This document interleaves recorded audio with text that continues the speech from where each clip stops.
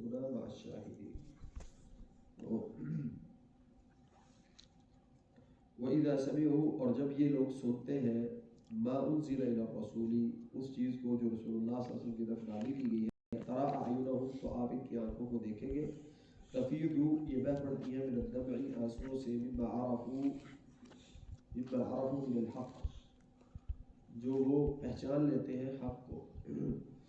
یقولون تو یہ کہتے ہیں ربنا آمنا اے ہمارے رب ہم ایمان لے آئے فاکتبنا مع الشاہدین تو ہمیں بھی گواہوں کے اندر شامل کر لیں.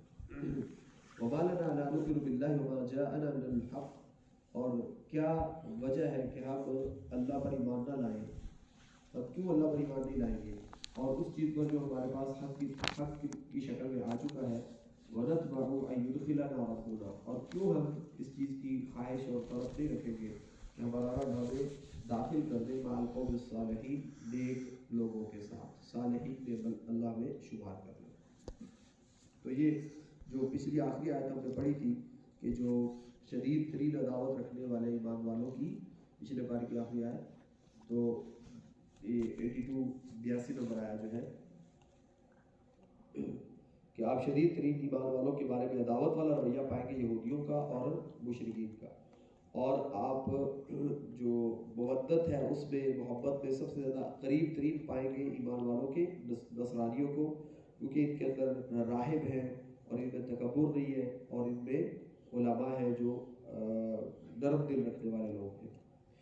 تو یہ ان لوگوں کی اللہ تعالیٰ یہ کیفیت بیان کر رہے ہیں کہ ایک تو ان کے دلوں میں نرمی ہے, دوسرا ان کے اندر یہ بھی صفت ہے کہ جب یہ اگلی آیات جیسے 7واں پارہ شروع ہو رہا ہے کہ جب یہ رسول اللہ صلی اللہ علیہ وسلم کے اوپر نازل ہونے والی اس کتاب کو سنتے ہیں, اس کی سماعت کرتے ہیں تو ان کی آنکھوں سے آنسو بہنے شروع ہو جاتے ہیں, یہ حق کو پہچان لیتے ہیں اور یہ اپنے رب سے اللہ سے دعا کرتے ہیں اے اللہ ہمیں بھی شاہدین میں شمار کر لے. اور ہم یہ کہتے ہیں کہ ہم نیک لوگوں میں شمار ہونا چاہتے ہیں اور ہمیں بھی تڑپ ہے کہ اللہ تعالیٰ ہمیں جو ہے نا حق کی توفیق عطا کرے پیروی کی اور یہ ایمان لے آتے ہیں. تو یہ نصارہ کی بات ہو رہی ہے, نصرانیوں کی بات ہو رہی ہے.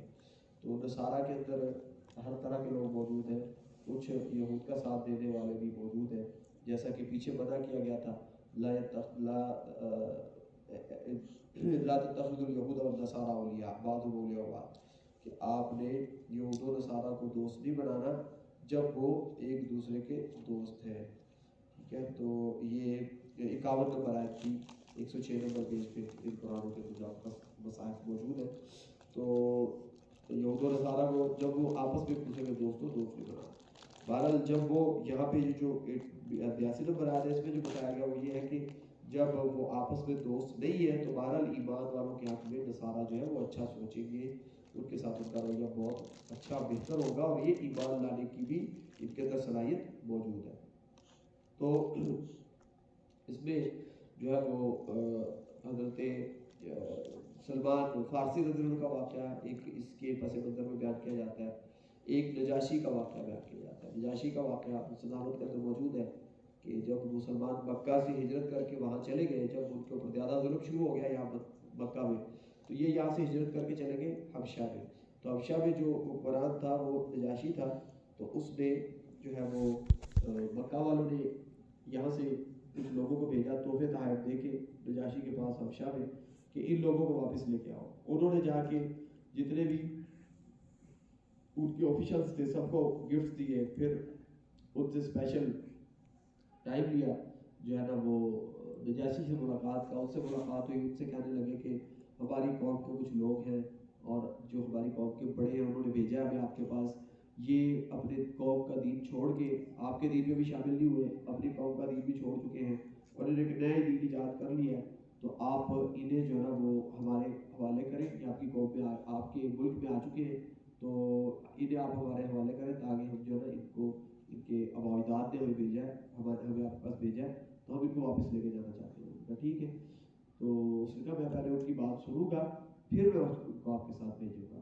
تو ان کی پوری کوشش تھی کہ یہ جو ہے نا یہ بغیر ان کی بات سنے ہمارے حوالے کر دیں, لیکن بعد وہ اس بات پہ آمادہ نہیں ہوا کہ اس نے کہا کہ میں کیسے ان کو آپ کے حوالے کر سکتا ہوں, وہ اپنا علاقہ چھوڑ کے میرے علاقے میں کوئی وجہ ہوگی نا تو میں بات سنوں گا پھر ان کو آپ کے حوالے کروں گا. بہرحال اس نے ان میں عمر بن عاص بھی تھے، صحابی نہیں تھے، رسول اللہ کے کلمہ نہیں پڑھا ہوا تھا، انہیں کافر تھے یہ اس وقت. تو عمر بن عاص جو ہے انہوں نے ان کو کہا کہ یہ لوگ آپ کے بارے میں، آپ کے دین کے بارے میں اچھا خیال نہیں رکھتے. بہرحال انہوں نے پیغام بھیجا تو جعفر طیار رضی اللہ عنہ جو ہے وہ اس وقت ان سب کو لیڈ کر رہے تھے.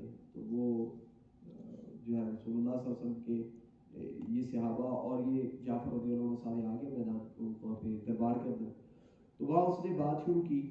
تو جعفر رضی اللہ عنہ نے تقریر کی. انہوں نے کہا کہ ایھا الملک كنا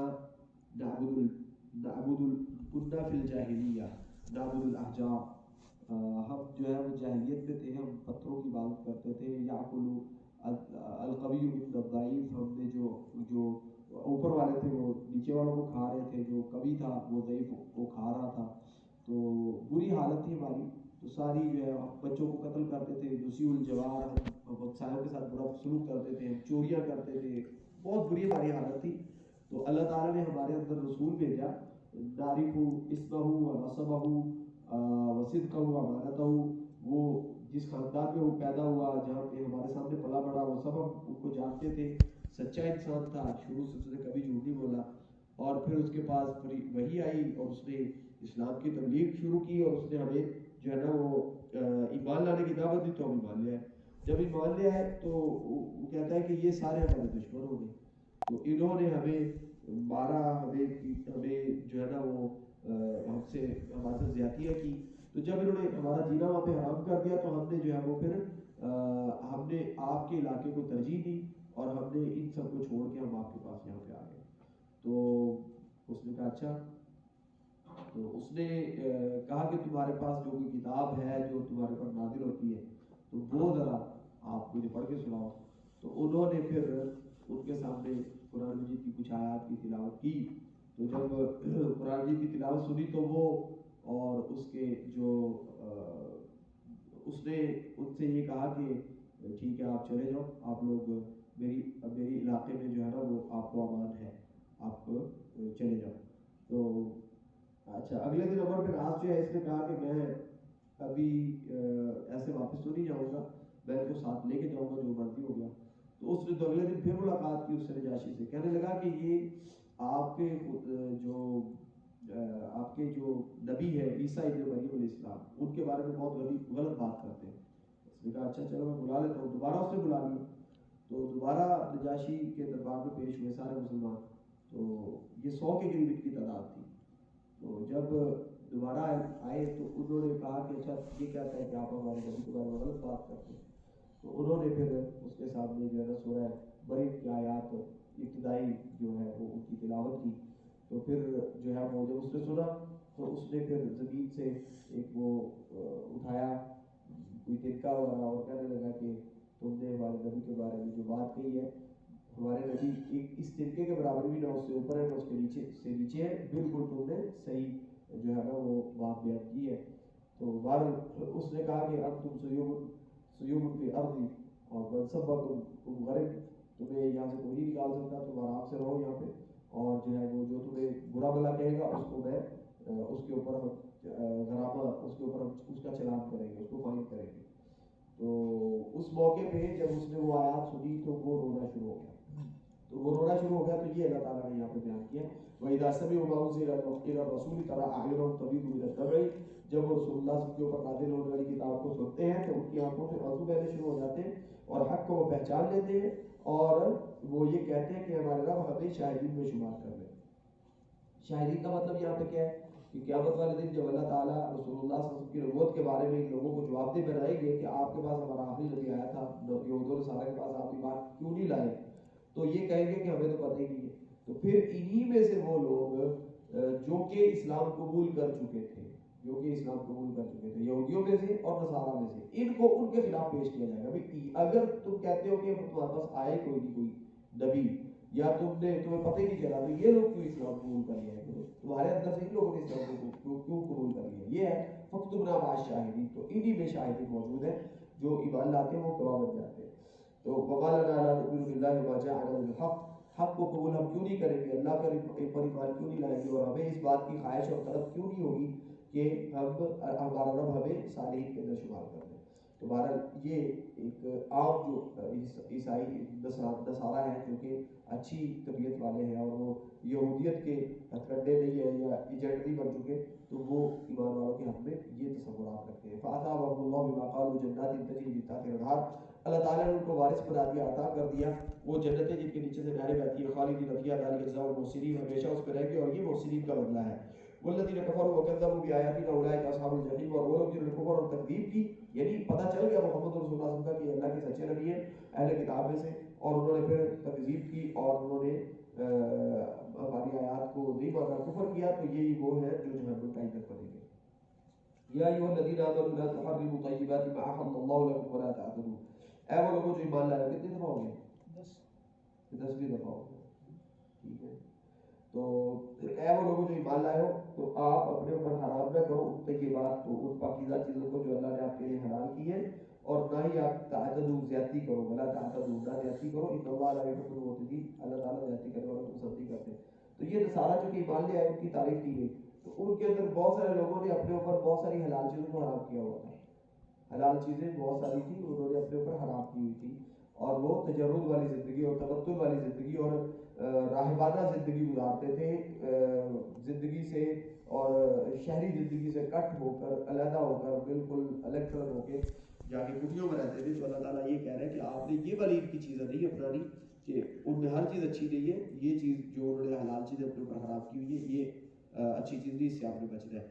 وَكُلُوا مِمَّا رَزَقَكُمُ اللَّهُ حَلَالًا طَيِّبًا، اور اے ایمان والو جو اللہ نے آپ کو حلال اور طیب عطا کیا اس میں سے کھاؤ، وَاتَّقُوا اللَّهَ الَّذِي أَنتُم بِهِ مُؤْمِنُونَ، اور اللہ سے ڈرتے رہو جس کے اوپر آپ ایمان رکھتے ہو۔ لا يؤاخذكم الله باللغو في ايمانكم، اللہ تعالیٰ آپ کا مواخذہ ان قسموں کے ساتھ نہیں کریں گے جو آپ لغو طور پر اٹھاتے ہیں، ولكن يؤاخذكم بما عقدتم الايمان، تمہارا اللہ تعالیٰ مواخذہ ان قسموں پہ کریں گے عقدتم الايمان جو آپ نے پختہ قسمیں اٹھائی ہیں۔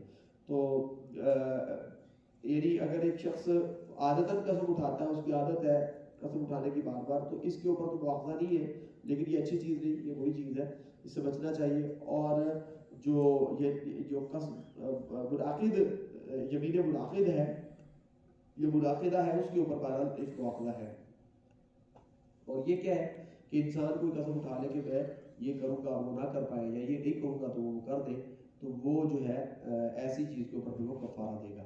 لیکن اگر ایک بندہ جانتے بوجھتے ہوئے جھوٹی قسم اٹھاتا ہے، اس کو پتہ ہے کہ یہ چیز جس میں وہ قسم اٹھا رہا ہے وہ جھوٹی ہے، گواہی دیتے ہوئے جھوٹی قسم دیتا ہے، جو جھوٹی گواہی دیتا ہے یا جھوٹی قسم اٹھا دیتا ہے، تو یہ بہرحال بہت بڑا جرم ہے، یہ بہت بڑا جرم ہے، یہ ناقابل معافی جرم ہے۔ یعنی عام حالت میں اس کی معافی جو ہے نا اسپیشل اللہ تعالیٰ سے استغفار کرے بندہ تب اس کی معافی ہوگی، وگرنہ اس کی معافی نہیں ہے۔ تو اس کا کفارہ وغیرہ نہیں ہے کہ انسان سمجھے کہ اس کا کوئی کفارہ ہے۔ تو ایسی کی قسم جو انسان اٹھا لے کچھ کرنے کی، نہ کر پائے یا نہ کرنے کی اور وہ کر دے، تو اس کا پھر کفارہ کیا ہے؟ کفارہ تو اطعام 10 مساکین، اس کا کفارہ 10-20 دنوں کو کھانا کھلانا ہے۔ من اوسط ما تطعمون اہلیکم، کہ اس درمیانے درجے کا کھانا جو آپ اپنے گھر والوں کو کھلاتے ہیں، اور کسوتہم، یا ان کو کپڑے پہنا دیں 10-20 دنوں کو، او تحریر رقبہ، یا آپ گردن ایک آزاد کریں، ایک غلام کو آزاد کریں۔ تو ذالک کفارۃ ایمانکم اذا حلفتم، جب آپ قسم اٹھائیں تو یہ کفارہ آپ نے دینا ہے، اور اگر آپ اس کو توڑ دیں قسم کو تو واحفظوا ایمانکم، اور اپنی قسموں کو کی حفاظت کریں۔ اچھا یہ مطلب نہیں ہے ایک بندہ یہ کہ قسم اٹھانے کو حلف کہتے ہیں، تو ایک بندہ حلف اٹھائے اور حلف پورا نہ کرے تو 10-20 دنوں کو کھانا کھلا دے، حلف اٹھاتے تو ہمارے گزارا ہے، تو وہ جو ہے وہ یہ سمجھے کہ جی میں حلف پورا نہیں ہوا مجھ سے، میری مخالفت ہوگی حلف سے، تو میں 10-20 دنوں کو کھانا کھلا دوں تو یہ پورا ہو جائے گا، ایسی کوئی بات نہیں ہے۔ یہ اس قسم کی بات ہے جو انسان کمٹمنٹ کے طور پہ اٹھا لیتا ہے اور وہ پوری نہیں ہو پاتی، مطلب میں اللہ کی قسم میں یہ کام نہیں کروں گا، مطلب یہ چیز نہیں کھاؤں گا، اب وہ کھا لی اس نے، تو اس کے لیے ہے۔ بہرحال یہ جو اپنے وعدے کو پورا نہ کرنا، اس کا یہ وہ چیز نہیں ہے، وہ اللہ کا معاملہ۔ کذالک یبین اللہ لکم آیاتہ لعلکم تشکرون، اللہ تعالیٰ اپنے احکامات اسی طرح تمہارے سامنے کھول کے بیان کرتے ہیں تاکہ آپ شکر گزار بن جاؤ۔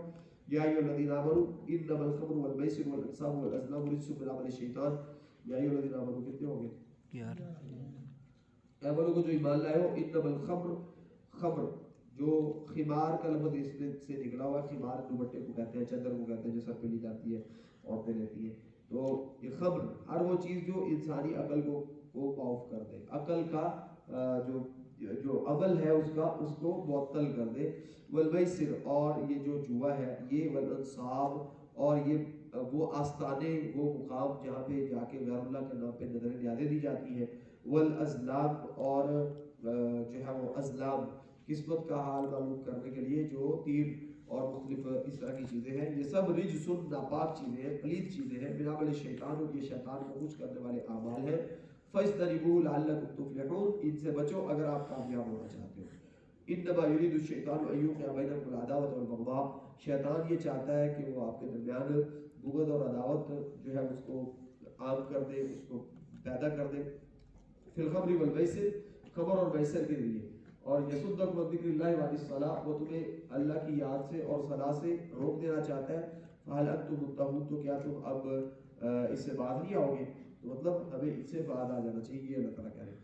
وَأَطِيعُوا اللَّهَ وَأَطِيعُوا الرَّسُولَ، اللہ اور اس کے رسول کی اطاعت کرو اور وَاحْذَرُوا، ان کی مخالفت سے بچو. فَإِن تَوَلَّيْتُمْ، اگر آپ نے اس چیز سے منہ پھیر لیا، آپ نے اس چیز کے اوپر عمل نہیں کیا، فَاعْلَمُوا أَنَّمَا عَلَىٰ رَسُولِنَا الْبَلَاغُ الْمُبِينُ، تو یاد رکھو کہ ہمارے رسول کے ذمہ تم تک بعض احکامات کو پہنچا دینا ہے، عمل کروانا ان کی ذمہ داری نہیں ہے. لَيْسَ عَلَى الَّذِينَ آمَنُوا، اب جب یہ آیات نازل ہوئی تو اس وقت تک یہ آیات نازل ہو رہی سورہ مائدہ کے اندر، تو اس سے پہلے جو ہے شراب حرام نہیں تھی، واضح طور پہ نہیں کہا گیا تھا کہ یہ حرام ہے. تو لوگ معاشرے میں اس کو مسلمان جو ہے وہ استعمال بھی کرتے تھے. اب لوگوں کے ذہن میں یہ اشکال آیا کہ بہت سارے لوگ جو پہلے اسلام پہ نہیں تھے، تو اسلام پہ تھے اور وہ شراب حرام نہیں تھی، تو وہ جو شراب پیتے رہے اور وہ ایون کے شہید بھی ہوئے، اور اس دوران وہ اس حکم سے کے نازل ہونے سے پہلے ان کی وفات بھی ہوئی، تو ان کا کیا بنے گا؟ تو اس کے جواب میں اللہ تعالیٰ نے یہ آیت نازل کی، لیس علی الذین آمنوا وعملوا الصالحات، وہ لوگ جو ایمان لائے اور عمل صالح اختیار کیے. عمل سے مراد یہاں پہ شرک کو چھوڑ کے توحید اختیار کرنا.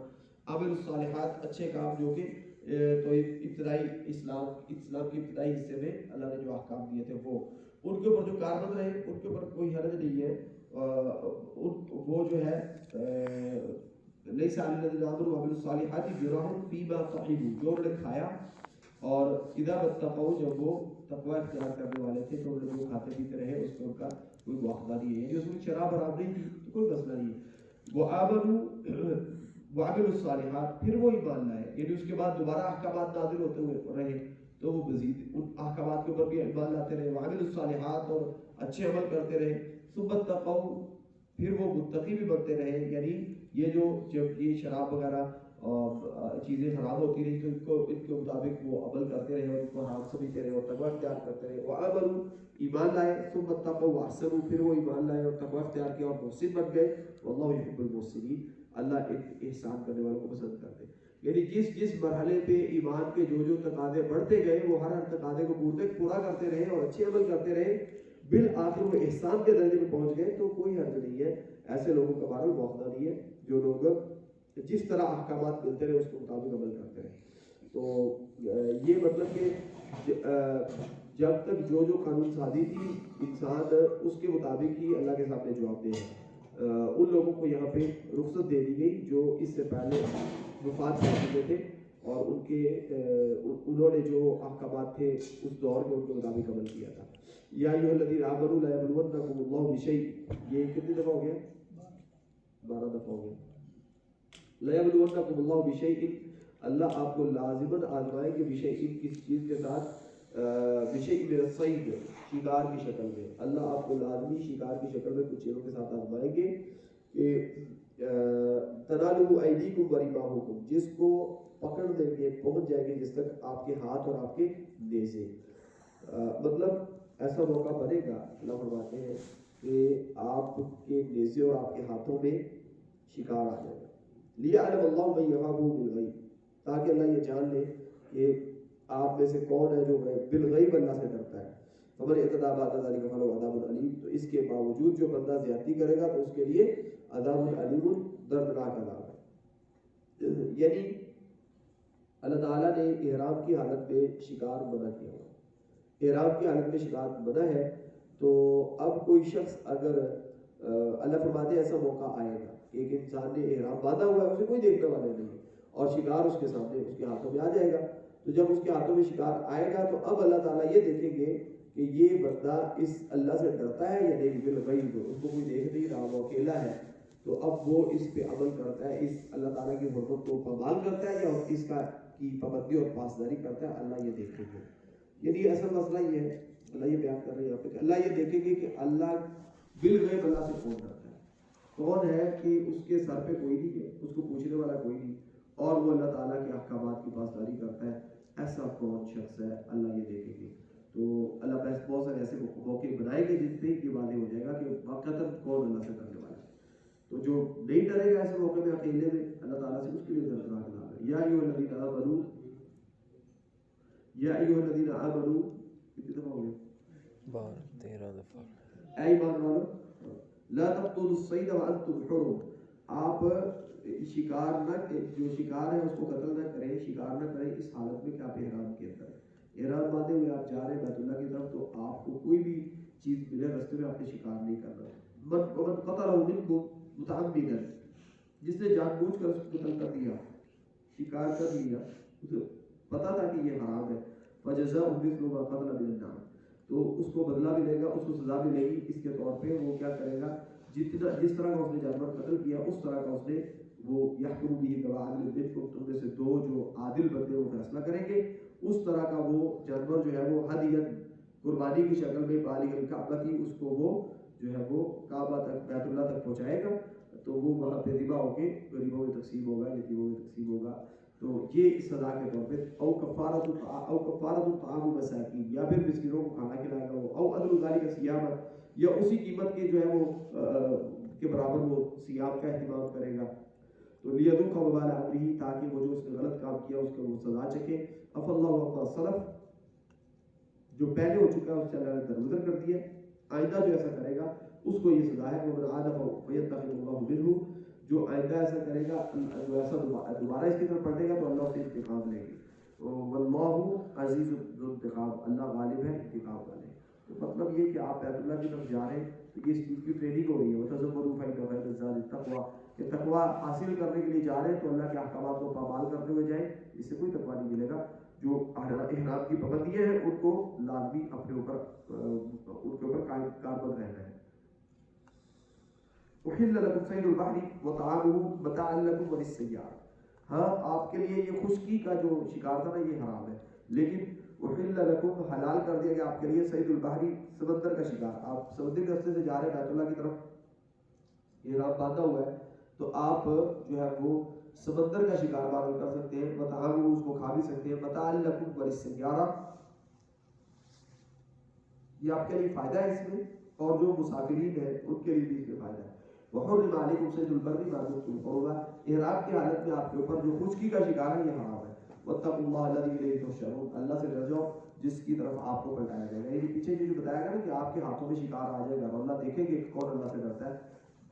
صرف شکار ہی نہیں ہے، اللہ تعالیٰ نے یہ جو ہمارے ہاتھ میں دے دیا نا، یہ اس پہ بھی اللہ چیک کر رہے ہیں کون اللہ سے ڈرتا ہے. اکیلے میں کوئی نہیں دیکھ رہا ہوگا، ہم اس کو یوز کر رہے ہوں گے، موبائل ہے اور کمپیوٹر ہے، یا یہاں سے لوگ پڑھنے چلے گئے باہر، کوئی دیکھنے والا نہیں ہے. ادھر سارا لوگوں کا زندگی کا نظام ہی بہت الٹا ہے اور مختلف ہے، تو وہاں پہ بھی اللہ دیکھیں گے کہ کون انسان کے ہاتھ میں شکار ہوگا. اور اللہ یہ دیکھیں گے من یخافہ بالغیب، کون ہے جو اللہ تعالیٰ کی عدم موجودگی میں اللہ سے ڈرتا ہے. یعنی عدم موجودگی میں جب اسے کوئی دیکھنے والا نہیں تو اللہ سے ڈرتا ہے. ایسے اللہ بہت سارے موقع بنائیں گے. تو یہ اصل مقصود یہ ہے کہ اللہ تعالیٰ ہمیں موقع دیتے ہیں بے شمار یہ دیکھنے کے لیے کہ کون ہے جو اللہ کی نافرمانی کرتا ہے اور کون ہے جس کو یہ دامن گیر ہے خیال کہ اللہ مجھے دیکھ رہے اور مجھے اللہ کو ناراض نہیں کرنا.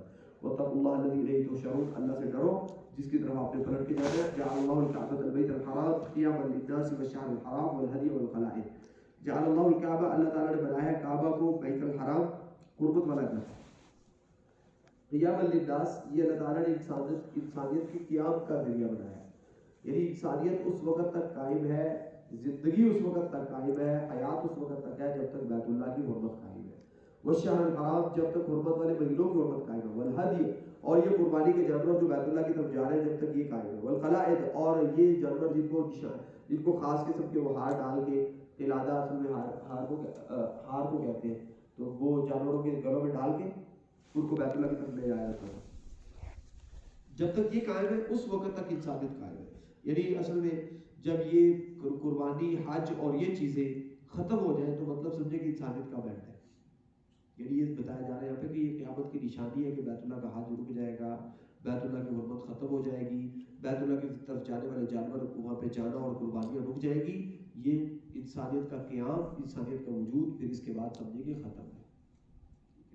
تو ذالک لتعلموا ان اللہ یعلم ما فی انفسکم ان اللہ یعلم ما فی السماوات و ما فی الارض. یہ اللہ تعالیٰ اس لیے آپ کو بتا رہے ہیں کہ آپ کو پتہ چل جائے کہ اللہ کو علم ہے آسمانوں و زمین میں جو کچھ ہے ہر چیز کا. اللہ تعالیٰ آپ کو یہ بھی بتا رہے ہیں کہ قیامت کب آئے گی, جب بیت اللہ کی حرمت ختم ہو جائے گی, جب حرمت والے مہینوں کی حرمت ختم ہو جائے گی, جب قربانی کے جانور جو ہے ان کی احترام اور حرمت ختم ہو جائے گی, تو اس وقت پھر سمجھے کہ قیام للناس, انسانیت کی قیام جو ہے وہ پھر ختم ہو جائے گی. یہ مطلب ہے قیام للناس کا ایک مطلب یہ بھی بیان کیا گیا, قیام للناس کے انسانیت کے روزگار کا بندوبست ہے. یہ انسانیت کے روزگار کا بندوبست ہے, ان کو روزی دینے کے لیے اللہ تعالیٰ نے یہ ساری چیزیں یہ رکھی ہے, تاکہ آپ کو پتہ چل جائے کہ اللہ تعالیٰ آسمانوں و زمین میں جو کچھ ہے وہ سب اللہ جانتے ہیں. وَأَنَّ اللَّهَ بِكُلِّ شَيْءٍ عَلِيمٌ, اللہ ہر چیز کا علم رکھتے ہیں. اعلموا ان اللہ شدید العقاب, اس بات کو جان لو کہ اللہ تعالیٰ سخت عذاب والے ہیں. وَأَنَّ اللَّهَ غَفُورٌ رَحِيمٌ, اور اللہ بخشنے والے رحم کرنے والے. وَمَا عَلَى الرَّسُولِ إِلَّا الْبَلَاغُ الْمُبِينُ, اور رسول صلی اللہ علیہ وسلم کے ذمہ صرف بات کو آپ تک پہنچا دینا ہے. وَاللَّهُ يَعْلَمُ مَا تُبْدُونَ وَمَا تَكْتُمُونَ, اور جو تم چھپاتے اور ظاہر کرتے ہو اللہ ہر چیز جانتے ہیں. قُلْ لَا يَسْتَوِي الْخَبِيثُ وَالطَّيِّبُ, آپ انہیں بتا دیجئے کہ جو خبیث اور طیب ہے, بری چیز اور اچھی چیز, یہ برابر نہیں ہو سکتی. وَلَوْ أَعْجَبَكَ كَثْرَةُ الْخَبِيثِ, چاہے آپ کو جو بری چیز ہے وہ کثرت نہیں کیوں نظر نہ آ رہی ہو, اس کی کثرت آپ کو بہت ہی اچھی اور بھلی کیوں نہ لگ رہی ہو, پھر بھی خبیث اور طیب چیز برابر نہیں ہو سکتی. وَاتَّقُوا اللَّهَ فَاتَّقُوا اللَّهَ يَا أُولِي الْأَلْبَابِ, اے عقل والو اللہ سے ڈرو, لعلکم تفلحون, تاکہ آپ کامیاب ہو. تو یہاں پہ یہ بتایا جا رہا ہے کہ دنیا میں قانون سازی ہوتی ہے. اس وقت بارگاہ بہت سارے قوانین بیان ہوئے, تو قانون سازی کرتے ہوئے نا لوگ یہ دیکھتے ہیں کہ کثرت کس چیز کی ہے, ڈیمانڈ کس چیز کی ہے, تو ڈیمانڈ کے مطابق چیزوں کی فیصلہ کیا جاتا ہے. اگر غلط چیز بھی ہے چاہے تو زیادہ لوگ اس کو ڈیمانڈ کر رہے ہیں تو اس کو الاؤ کر دیا جاتا ہے. تو اللہ تعالیٰ یہاں پہ بتا رہے ہیں کہ کوئی چیز جتنی مرضی کثرت میں کیوں نہ ہو, اس کا زیادہ ہونا یا اس کی ڈیمانڈ کا زیادہ ہونا اس بات کو جسٹیفائی نہیں کر دیتا کہ وہ حلال ہونی چاہیے. یہ طیب اور خبیث یہ خصوصیات ہے جس کی بنیاد پہ اسے جو ہے نا وہ انسان کے لیے فائدے مند ہے یا نقصان دہ ہے. اس بنیاد پہ اس کی قلت اور حرمت کا فیصلہ ہونا چاہیے. اے عقل والو, یعنی اے فیصلے کرنے والو, اے قانون سازی کرنے والو, اللہ سے ڈرو, لعلکم تفلحون, تاکہ آپ بچ جاؤ, خبیث چیزوں کو کبھی بھی الاؤ نہ کرو. یا ایھا الذین آمنوا لا تسألوا, کتنی دفعہ ہو گئے, لا تسألوا عن اشیاء ان تبد لکم تسؤکم, ایسی چیزوں کے بارے میں سوال نہ کریں کہ جو اگر ظاہر کر دی جائے, ان کا جواب دے دیا جائے تو آپ کے لیے بڑی تمہیں بہت بری لگے. وَإِن تَسْأَلُوا عَنْهَا حِينَ يُنَزَّلُ الْقُرْآنُ, اور اگر آپ ان کے بارے میں اس وقت سوال کرو گے جب قرآن کا نزول ہو رہا ہے, تبد لکم, تو آپ کے لیے واضح کر دی جائے گی. عفا اللہ عنہا, اب تک آپ جو کرتے رہے اللہ تعالیٰ نے اس سے درگزر کر دیا. یہاں پہ یہ بتایا جا رہا ہے کہ لوگوں میں نا بہت زیادہ سوال کرنے کی عادت ہوتی ہے. رسول اللہ صلی اللہ علیہ وسلم ایک دفعہ خطبہ ارشاد فرما رہے تھے تو آپ نے فرمایا کہ اللہ تعالیٰ نے آپ کے اوپر حج جو ہے بیت اللہ کا فرض کر دیا. تو ایک شخص کھڑا ہوا, اس نے کہا افی کل عام, اللہ کے رسول کیا ہر سال میں اپنے حج کرنا ہے؟ تو رسول اللہ صلی اللہ علیہ وسلم خاموش ہو گئے. اس نے پھر کہا افی کل عام, رسول اللہ صلی اللہ علیہ وسلم پھر خاموش رہے. تیسری دفعہ پھر اس نے کہا افی کل عام, ہر سال حج کرنا ہے؟ تو رسول اللہ صلی اللہ علیہ وسلم پھر خاموش ہو گئے. تو وہ پھر خاموش ہو کے بیٹھ گیا. تو رسول اللہ صلی اللہ علیہ وسلم کہ اگر میں کہہ دیتا نا کہ ہاں, تو ہر سال ہر بندے پہ حج کیا ہو جاتا, لازم ہو جاتا, فرض ہو جاتا. تو یہ بہت غلط چیز ہوتی ہے اس طرح کے سوالات. نبی صلی اللہ علیہ وسلم نے ارشاد ہے کہ آدم المسلمین جرمن, سب سے بڑا مجرم مسلمانوں میں وہ ہے کہ کوئی چیز حلال تھی اور اس نے سوال کیا تو اس کے سوال کرنے کی وجہ سے وہ کیا ہو گئی, حرام ہو گئی. یہ مصیبت بنا دیتا لوگوں کے لیے. تو یہ اچھی چیز نہیں ہے. تو سوال آگے اللہ بیان کر رہے ہیں کہ ایسا کیوں منع کیا جا رہا ہے. سوال جو بے مقصد سوال ہے, جس طرح شریعت بنانے والے اللہ اور اس کے رسول ہیں اور وہ پورا سمجھ اور شعور رکھتے ہیں, تو انسان زیادہ سوال کر کے اپنے لیے مصیبت کھڑی کر دیتا ہے. جو بات جس طرح کہی جا رہی ہے چپ کر کے اس کو اپنی استطاعت کے مطابق لے لے. تو وَإِن تَسْأَلُوا عَنْهَا, اگر اس کے بارے میں آپ سوال کر رہے ہوں گے, حِينَ يُنَزَّلُ الْقُرْآنُ, اس وقت جب قرآن کا نزول ہو رہا تبد لکم, تو وہ آپ کے لیے واضح کر دیا جائے گا. تو عفا اللہ عنہا, جو آپ سے اب تک ہو چکا غلط سوال آپ نے کر لیے, اللہ نے ان سے درگزر کر دیا. واللہ غفور حلیم, اللہ تعالیٰ معاف کرنے والے بردبار ہیں. منع اس لیے کیا گیا ہے کہ قد سألها قوم من قبلكم، تم سے پہلے بہت ساری قومیں جو ہے انہوں نے اس طرح کیا. ایک قوم نے اس سے پہلے تم سے پہلے ایسے سوالات کیے تھے. ثم اصبحوا بها کافرین، اس کے بعد وہ ان کے کافر ہو گئے. تو یہ کون لوگ تھے؟ بنی اسرائیل کے لوگ تھے. وہ گائے کا دیکھے اور اسی طرح جو ہے وہ وہاں پہ جا کے اللہ کو دیکھنے کے سوالات انہوں نے کیے اور پتہ نہیں کیا کیا غلط سوالات ان کے تھے. تو یہ ساری اس کے وہ کافر ہو گئے. تو آپ نے ایسا نہیں کرنا. ما جعل اللہ من بحیرۃ ولا سائبۃ ولا وصیلۃ ولا حام، یہ مشرکین کی شریعت ہے. بحیرہ سائبہ، بحیرہ وہ اونٹنی تھی جس کا دودھ جو ہے نا یہ اپنے بتوں کے نام پہ وقف کرتے تھے. وہ پکا دودھ جو ہے نا وہ ان کے اپنے اس کے لیے ہوتا تھا، بتوں کے لیے. ولا سائبہ، یہ اونٹ جو ہے ہوتا تھا جس کو یہ وقف کر دیتے تھے اپنے بتوں کے نام پہ اور اس پہ کوئی سوال نہیں کر سکتا تھا. ولا وسیلہ، یہ وہ اونٹنی ہوتی تھی جس کے ہاں دو مؤنث مسلسل پیدا ہو جاتی تھی، دو اونٹنیاں پیدا ہوتی تھی مسلسل، تو اس کو یہ بتوں کے نام پہ وقف کرتے تھے. ولا حامل، اور یہ خاص قسم کا اونٹ ہوتا تھا جس کے جو ہے نا وہ جس کے نطفے سے زیادہ وہ بچے پیدا ہو جاتے تھے، تو اس کو یہ بتوں کے نام پہ وہ کر دیتے تھے، خاص کر دیتے تھے. تو اللہ فرماتے ہیں کہ اللہ نے کوئی ایسی شریعت میں ایسے کوئی اونٹ شوٹ نہیں رکھے کہ ان کو بتوں کے نام پہ چھوڑ دیا جائے اور ان کو سواری نہ کی جائے اور ان کا دودھ نہ دھویا جائے اور ان کو بڑا مقدس سمجھا جائے. اللہ نے کسی کو مقدس گائے نہیں بنایا. ٹھیک ہے. تو ولکن الذین کفروا یفترون علی اللہ الکذب، یہ جو کافر لوگ ہیں یہ اس طرح کے جھوٹ مانتے ہیں اللہ کے بارے میں. واکثرهم لا یعقلون، اور ان میں سے اکثریت جو ہے وہ لا بے عقل ہوتی ہے، عقل ان میں نہیں ہوتی. تو یہ جو پہلے سب سے بحیرہ صاحبہ وسیلہ اور حام آئے تھے مشرکین کی شریعت کے اندر مکہ میں، تو یہ عمر بن عامر الخزاعی تھا، ایک شخص جس نے یہ پہلی دفعہ بتوں کے نام پہ چھوڑے اونٹ. تو رسول اللہ صلی اللہ علیہ وسلم نے ارشاد فرمایا کہ میں نے اس کو دیکھا کہ اس کا پیٹ پھٹا ہوا ہے اور اس کی عادتیں ساری جہنم کے اندر بکھری ہوئی ہے اور وہ جو ہے ان کے ارد گرد چکر لگا رہا ہے. یہ اس کو سزا ملی اس طرح کی بدعات خرافات ایجاد کرنے کی. معاشرے میں لوگ بڑے سارے ان کو اس طرح کے غلط کام کرنے کی عادت ہوتی ہے جس کا اللہ اس کے رسول نے حکم نہیں دیا. تو یہ بڑی خطرناک چیز ہوتی ہے، یہ جرم ہوتا ہے بہت بڑا. اس سے ہمیں بچنا چاہیے کہ اپنے پاس سے کوئی شریعت بنا لیں. وَإِذَا قِيلَ لَهُمْ تَعَالَوْا إِلَىٰ مَا أَنزَلَ اللَّهُ وَإِلَى الرَّسُولِ، ان لوگوں کو جب کہا جاتا ہے کہ بدعات خرافات کو چھوڑ دو اور اللہ اس کے رسول کی طرف آ جاؤ، جو اللہ نے نازل کیا ہے، جو رسول اللہ کی سنت اور سیرت ہے اس کے اوپر آ جاؤ، تو قالوا حسبنا ما وجدنا علیہ آباءنا، یہ کہتے ہیں جو ہمارے معجزات کا نظام ہے وہ ہمارے لیے کافی ہے. اولو کان آباؤہم لا یعقلون شیئا ولا یہتدون، کیا ان کے معجزات اگر بے عقل بھی ہو اور ہدایت سے بھی محروم ہو تو بھی یہ ان کے راستے پہ چلیں گے؟ مطلب پھر تو ان کے راستے پہ نہیں چلنا چاہیے. یا ایھا الذین آمنوا علیکم انفسکم، کتنا ہو گیا؟ 16. اے ایمان والو علیکم انفسکم، آپ نے اپنی جانوں کا خیال رکھنا ہے. آپ کا تعلق صرف آپ کی حد تک ہے. آپ ذمہ دار ہیں اپنی جانوں کے، اپنی جانوں کو بچاؤ یعنی جہنم سے اور غلط راستے سے. لا یضرکم من ضل اذا اهتدیتم، جب تم ہدایت پہ ہو تو جو غلط رستوں پہ ہے آپ کو نقصان نہیں پہنچا سکتا. مطلب یہ کہ اوپر دیکھیں نا وہ بدعات خرافات تھی جو مکہ والوں کی، ان کا ذکر ہے نا کہ انہوں نے بحیرہ صاحبہ وسیلہ ہم بنائے ہوئے. اب ان کو سمجھایا گیا تو وہ کہہ رہے ہیں نہیں ہمارا سسٹم یہ، آپ نے اسی کو فالو کرنا ہے. تو اب ایک بندہ ڈٹا ہوا ہے اپنے شرک پہ، اپنی بدعات پہ، خرافات پہ، تو اب کیا اب ہم ذمہ دار ہیں؟ ہم نے اس کو سمجھا بھی دیا تو ہم ذمہ دار نہیں ہیں. اللہ فرماتے ہیں کہ لا یضرکم من ضل اذا اهتدیتم، جب آپ ہدایت پہ ہیں آپ نے سمجھایا اگلا بندہ نہیں مانا تو پھر علیکم انفسکم، آپ اپنی جان کی فکر کریں، ان کو چھوڑ دیں.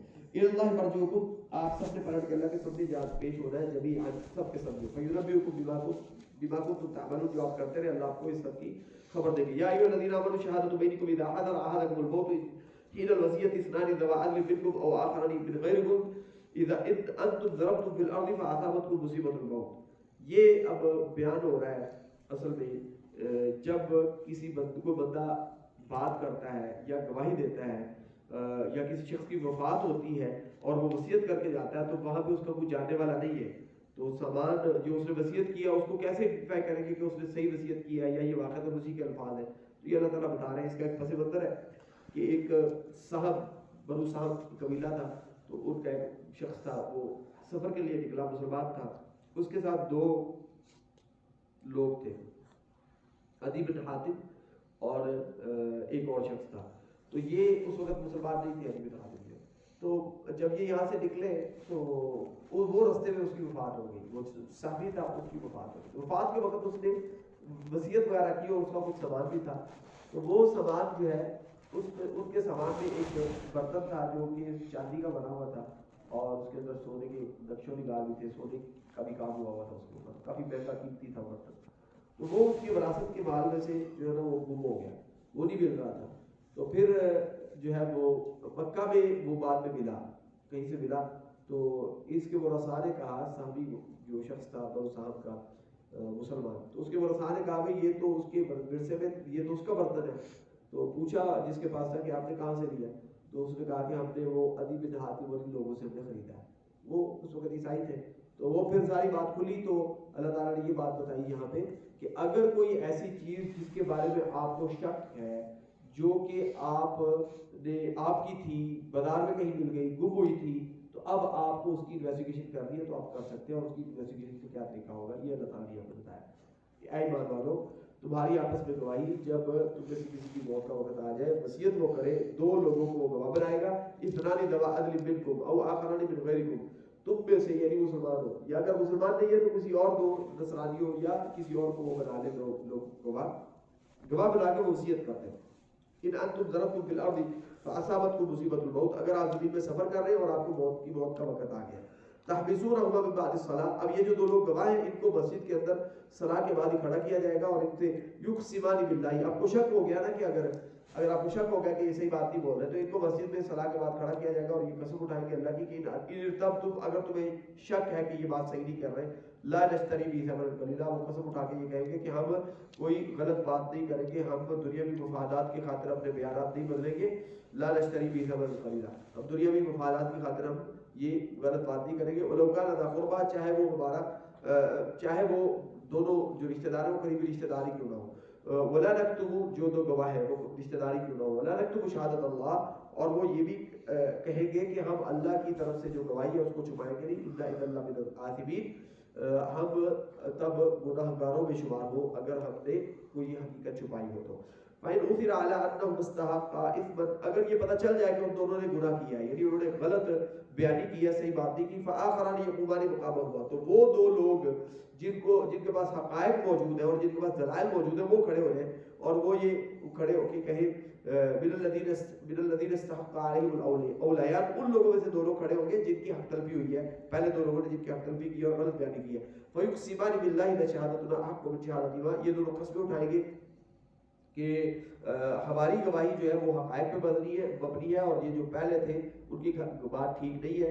وما اعتدینا، ہم زیادتی نہیں کر رہے کس پہ، انا اذا لمن الظالمین، تو ہمارا شمار اگر ہم نے زیادتی کی ہے تو ہم جو ہے اللہ کے ظالموں میں شمار ہوں. ذالک ادنی ان یاتوا بالشہادۃ علی وجہہا، یہ سب اس لیے ہے تاکہ لوگ گواہی دیتے ہوئے صحیح بات کریں، انہیں پتہ چل جائے. او یخافوا ان ترد ایمان بعد ایمانہم، کہ اگر ہم صحیح بات نہیں کریں گے اور قسمیں اٹھائیں گے یا گواہی دے دیں گے تو ہماری گواہی جو رد کر دی جائے گی. واتقوا اللہ واسمعوا، اللہ سے ڈرتے رہو اور کی بات سن لو. واللہ لا یهدی القوم الفاسقین، جو فاسق ہیں اللہ ان کو ہدایت نہیں دیتے. تو مطلب یہ کہ حقائق کو سامنے لانے کے لیے اگر دونوں پارٹیوں کو اپنے سامنے بھی کرنا پڑ سکتا ہے تو اپنے سامنے کرنا پڑ چاہیے، اور جو دلائل موجود ہیں ان کی روشنی میں فیصلہ ہونا چاہیے. اب یہاں پہ اللہ تعالیٰ ابھی یہ حکم دے رہے ہیں، آگے اللہ تعالیٰ بیان کر رہے ہیں یہاں پہ کہ قیامت والے دن اللہ تعالیٰ، اس کو کہتے ہیں کراس ریفرنسز یا اس کو کہتے ہیں کراس میچنگ، یا اس کے ایک اور بھی لفظ بولا جاتا ہے جو گواہ ہوتے ہیں، ایگزامینیشن آف وٹنسز، اس طرح کی پروسیجر ہوتا ہے پورا گواہی کے اس میں. تو یہ اللہ تعالیٰ یہاں پہ یہ کہہ رہے ہیں کہ مطلب کہ آپ اس طرح کا طریقہ کار اپنائیں کہ جو جھوٹ بول رہا ہے، سچ بولنے والے کو جھوٹ بولنے والے کے آمنے سامنے کر دیں اور دونوں کے دلائل کو دیکھیں تو آپ کو پتہ چل جائے گا کون صحیح بات کر رہا ہے. قیامت والے دن اللہ تعالیٰ یہ جو وٹنس ہے ان کو کیسے ایگزامن کیا جائے گا، ان کو کیسے جج کیا جائے گا، یہ اللہ تعالیٰ آگے بیان کر رہے ہیں. یوم یجمع اللہ الرسل، اللہ تعالیٰ جس دن رسولوں کو جمع کریں گے، فیقول ماذا اجبتم، اللہ سے کہیں گے ہاں ان لوگوں نے آپ کو کیا جواب دیا تھا، انسانیت نے آپ کو کیا جواب دیا تھا. قالوا، تو سارے رسول یہ کہیں گے لا علم لنا، ہمیں کچھ علم نہیں ہے، انک انت علام الغیوب، اے اللہ آپ ہی علم غیب کا علم رکھنے والے ہیں. یعنی انبیاء بھی ایک طرف کھڑے ہوں گے اور ان کے متبعین اور انسانیت بھی دوسری طرف کھڑی ہوگی، اور اللہ ان سے پوچھیں گے انبیاء سے بھی انہوں نے آپ کی پیروی کی ہے یا نہیں، تو انبیاء کہیں گے یا اللہ ہمیں کچھ علم نہیں ہے، تو علام الغیوب ہے. اذ قال اللہ یا عیسیٰ، یہ ایک کیس اللہ تعالیٰ ایگزامینیشن کا ایک کیس بیان کر رہے ہیں کہ کیسے جو وٹنسز ہیں ان کو، جو گواہ ہیں ان کو، انبیاء کو اور ان کی امتوں کو کیسے جو ہے نا ڈیل کیا جائے گا، ان کی گواہی کیسے پیش کی جائے گی.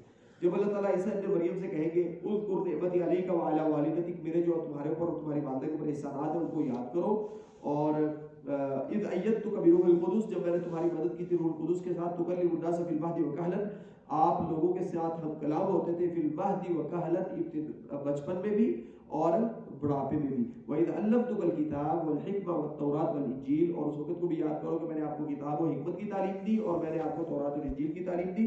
وَإِذْ تَخْلُقُ مِنَ الطِّينِ كَهَيْئَةِ الطَّيْرِ، اور آپ پیدا کرتے تھے، جب آپ تخلیق کرتے تھے، بناتے تھے پٹی سے ایک پرندے کی شکل، میرے حکم سے، فَتَنفُخُ فِيهِ فَتَكُونُ طَيْرًا بِإِذْنِي، اور اس کے اندر آپ پھونک مارتے تھے تو وہ پرندہ بن جاتا تھا میرے حکم سے. تُبْرِئُ الْأَكْمَحَ وَالْأَبْرَصَ، آپ جو ہے وہ بِإِذْنِی، میرے حکم کے ساتھ اندھوں کو اور برس کے مریضوں کو آپ شفا یاب کرتے تھے. وَتُخْرِجُ الْمَوْتَىٰ بِإِذْنِی، اور میرے اذن سے آپ مردوں کو بھی زندہ کرتے تھے. وَإِذْ كَفَفْتُ بَنِي إِسْرَائِیلَ عَنْکَ إِذْ جِئْتَهُم بِالْبَیِّنَاتِ، اور جب میں نے بنی اسرائیل کو آپ سے روک دیا تھا، وہ قتل کرنا چاہ رہے تھے ان کو، کہ جب آپ کو ان کے پاس واضح احکامات اور روشن دلائل لے کے آئے تھے. فَقَالَ الَّذِينَ كَفَرُوا مِنْهُمْ، تو ان میں سے جو کافر تھے انہوں نے کہا إِنْ هَٰذَا إِلَّا سِحْرٌ مُّبِینٌ، یہ کوئی اللہ کا نبی نہیں ہے، یہ تو جادو ہے اور جادوگر ہے جو جادو پیش کر رہا ہے. وَإِذْ أَوْحَیْتُ